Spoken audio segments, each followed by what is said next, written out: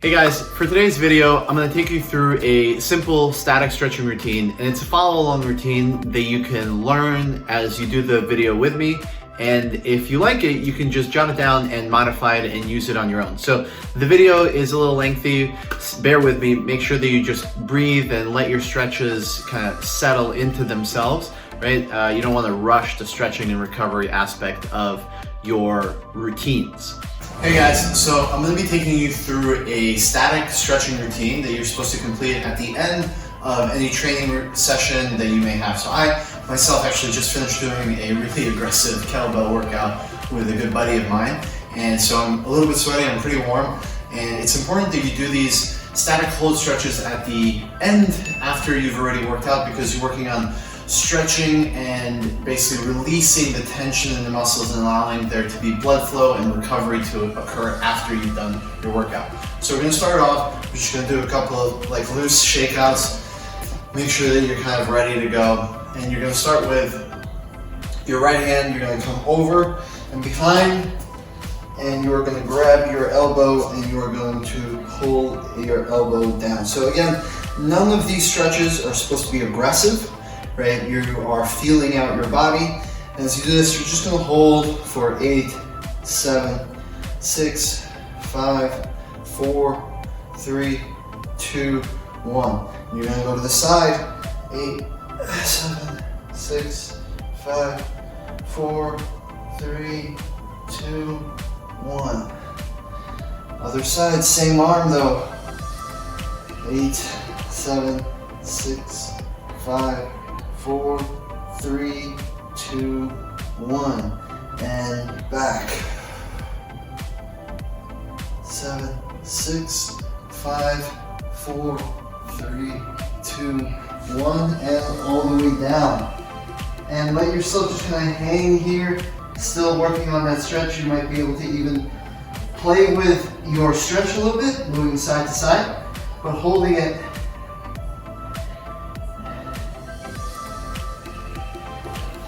And come up and release. So that was just one side. I'm counting for 8, but I'm counting 8, which is probably going to be about 15 to 16 seconds, right? On average, you want to hold static stretches anywhere from 15 to actually 25 seconds each stretch, right? So yes, you can get through a stretching routine in a few minutes, but you're probably not doing yourself justice if you're just rushing through it. So take your time, use this time to relax, right? I think something that is massively underrated is the recovery aspect of your training. So making sure that we're taking care of our bodies after we train extremely hard.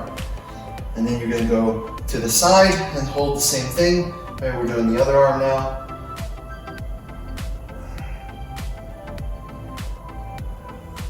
One, and go to the side.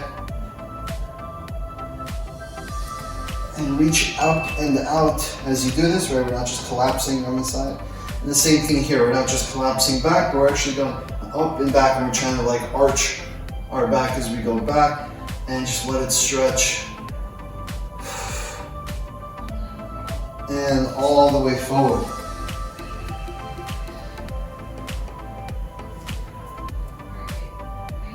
And make sure you're coming down from your lower back, not just arching down.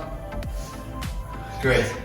Next, you're going to interlock your fingers behind your lower back, and you're actually going to push the fists down and reach your chin up, sitting your shoulders back, and you're going to roll side to side. And as you're coming through this, you're just sitting your shoulders back, breathing, making sure you're not holding your breath, working on that nice looseness and recovery. Next, you're going to take your right arm and you're going to come across, and you're going to hook it. You're going to keep that right arm straight. And then you're actually going to pull across and kind of get a slight twist going as well. And you can rotate that wrist, kind of get a little bit of mobility in here as well as you're doing your stretch, just kind of getting some blood flow back.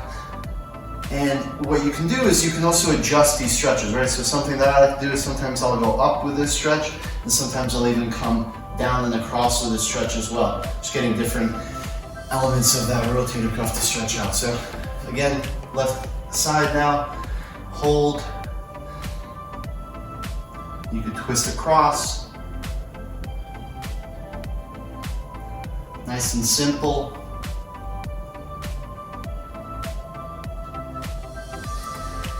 Getting some movement in there. You can go up with it. Again, don't force any movements. Feel your body out. And down and across. Fantastic. You're gonna come up to a wall if you have a wall, and you're just gonna place your hand flat up against that wall. And what you're gonna do is you're just gonna slowly stretch out your pec and your buys. And you're gonna come into it and you're gonna ease into this. Notice my arm is straight. I'm feeling this out. I'm not forcing anything. Make sure you're breathing, holding that stretch until you feel that nice lengthening happening.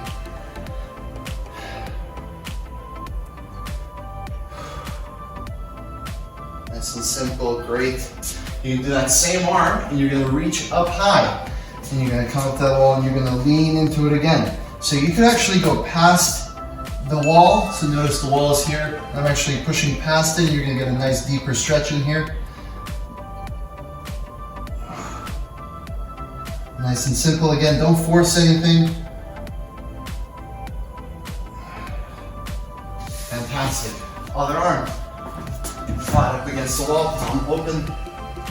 And there are variations that you can do to the same stretch. You can go thumb down to get a little bit of variety, and you'll feel it in different parts of your bicep and kind of coming into your shoulder. But for now, we're just gonna do the basics.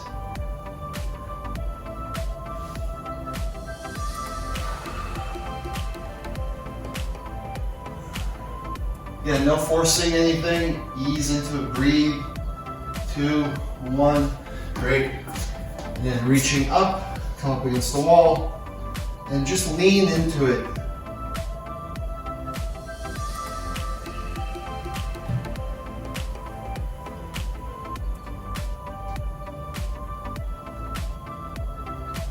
Fantastic. Next one, this is a favorite of mine. You can go hand on your lower back, just so your thumb is resting on your spine. This will allow there to be some space between your elbow and your body. And what you do is you're gonna reach across and you're gonna grab your elbow and you're gonna slowly ease forward with it. You're gonna feel that stretch. Keeping your palm open back here and easing into it. And you don't wanna force anything again. You can roll your neck in this stretch. You might even feel a little snap, crackle, and pop, which is totally fine. Breathing, good. And shake that shoulder out. Let's do the other side. Same thing. Thumb comes into your spine, hand on your lower back. There's some space between your elbow and your body. You're gonna grab that elbow, and you're just gonna ease it forward. Again, a little bit of rotation in your neck. Full circles if you can.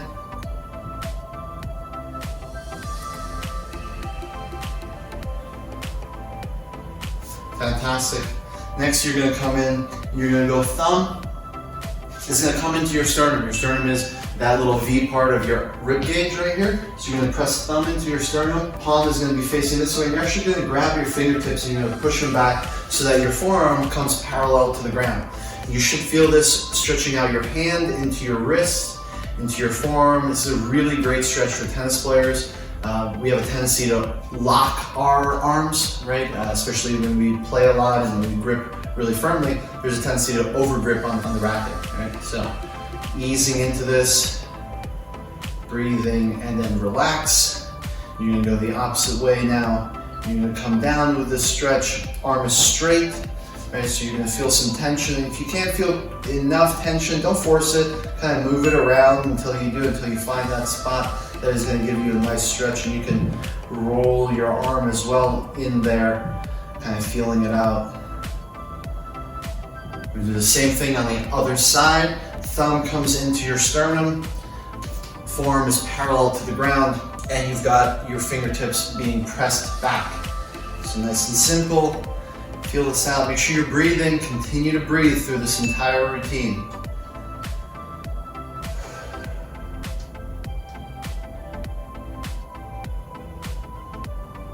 It's great. Very nice.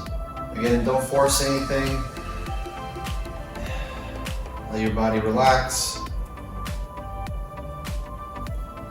Fantastic, shake it out and let's go down. Right, and holding it. Hand is straight, right? Arm is straight. And again, you can play around. Notice I'm rolling my arm out of the shoulder and in that forearm.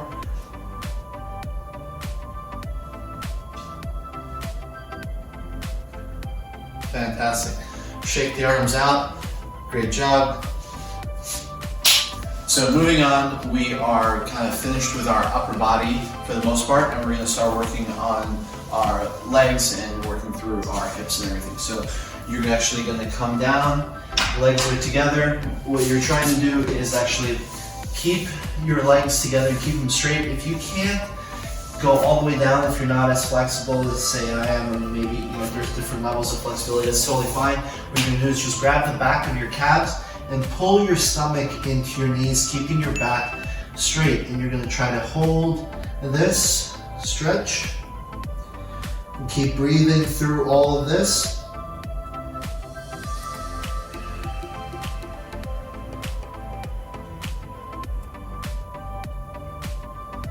Great, you're going to stand up. Now you're going to go right foot over left. And in these IT band stretches, that's what this stretch is, you're actually trying to drive the back leg. So in this case, it's going to be my left leg. I'm trying to drive the back leg heel into the ground as I come down into this. And you're going to feel that all the way through your IT band into your hip and coming down. Again, if you can't reach the ground, that's totally fine. You can grab the back of your legs and pull yourself in as you drive this heel into the ground.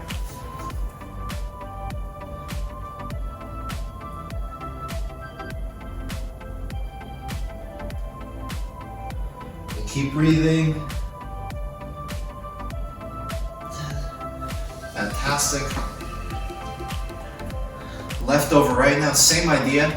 You're going to drive that right heel now into the ground, and you're going down nice and slow. Feeling it out. Again, don't force anything. If you can't touch the ground, grab the back of your legs and pull yourself in and just breathe and relax into it, right? Relax, keeping your back kind of straight, pulling your stomach in towards your legs, towards your knees.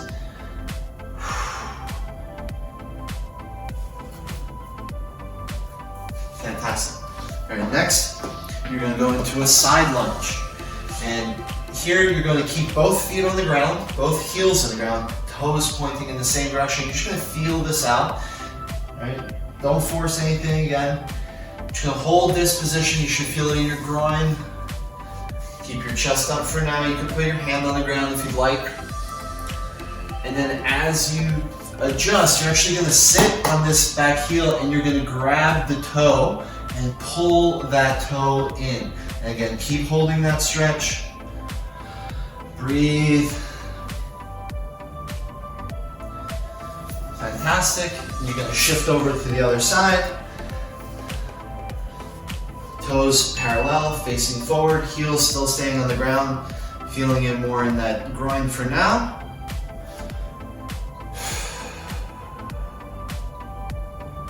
Good. Go onto your heel on the ground, toes up, and you're going to pull that toe in. If you need to rest your hand, do so, but try not to put too much weight on the ground for it. Fantastic.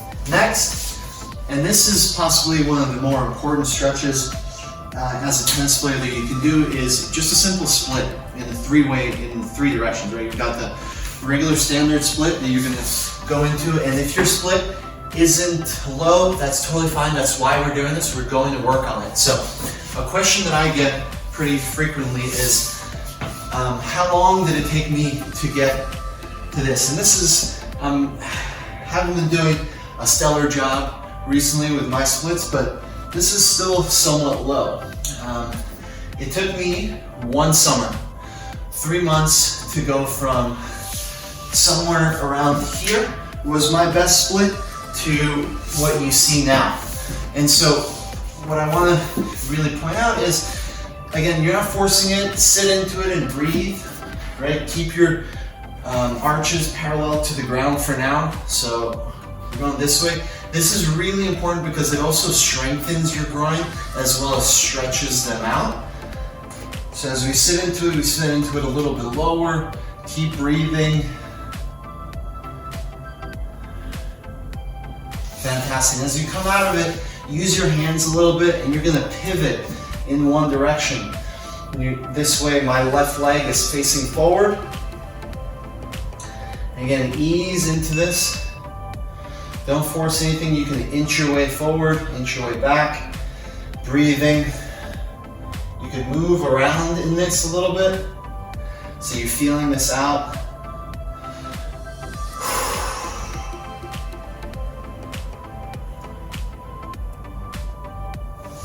20, good. And the other direction. Again, if you're not going into a full split yet, that's totally fine. Do your best, work with what you got. Try to center your weight as you're doing this.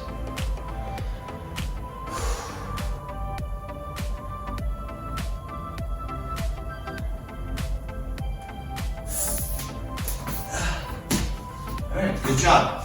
Now we're gonna come out.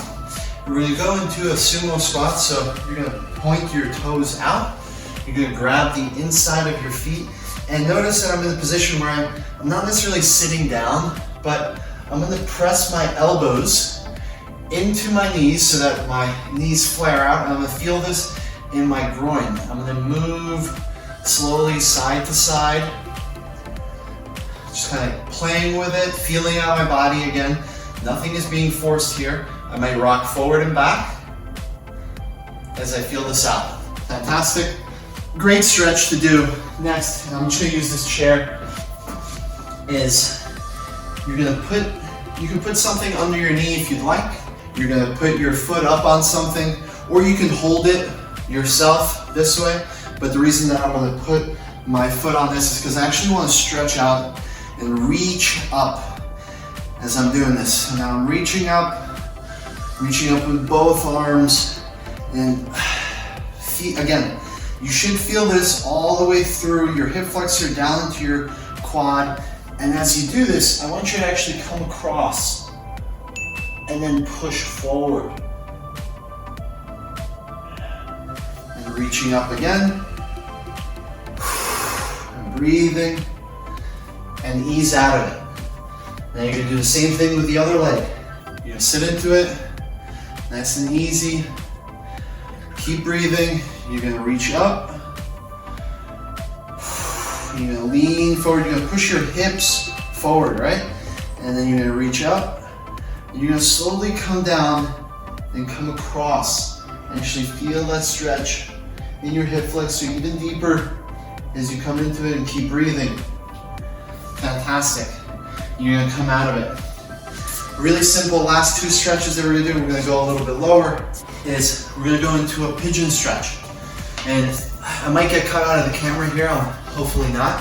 What you're gonna do is you're gonna try to keep your shin parallel to the wall in front of you, and keep your knee actually in line with your heel here, so that you're kind of centering yourself over your shin here in front. And you're gonna slowly try to lean into it. If you can't, that's totally fine. Again, try not to have too much weight on your hands. You're doing your best. It's, again, relax into it and breathe with it. And try to drape yourself slowly over it. You'll start to feel it in your glutes and your hips opening up.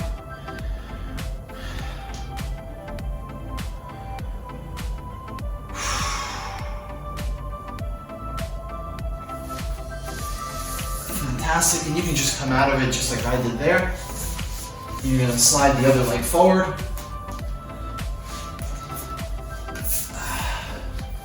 And again, ease into it slowly. This side for me is a lot more flexible, noticeably flexible. If you need, you can actually tuck the foot in a little bit more. You know, there are slight variations that you can do to this. Try to keep your shin as best as you can parallel. And again, center yourself so that you can feel it in your hips and your glutes. And just drape yourself forward and breathe and ease into it.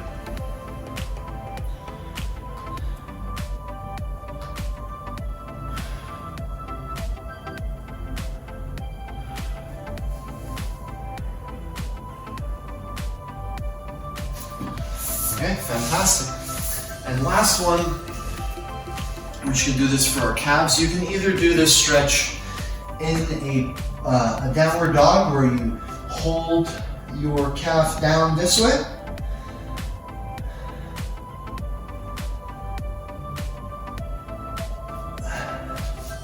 And you switch. And driving the heel back. Again, feeling it out. There's no forcing anything. Just relaxing. Or you can come up to a wall. Press your heel, bring your heel in close to the wall, and you're just gonna lean into this.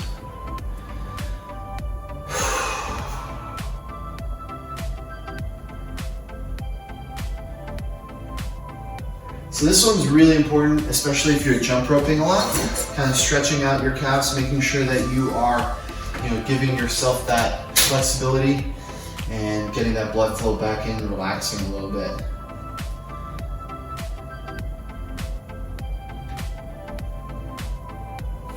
All right, fantastic. And that's your static stretching routine. I hope that you guys enjoyed this video. I'm really excited about bringing you guys lots of great content every week. Remember to like and subscribe to the channel, and I hope to see you guys next week.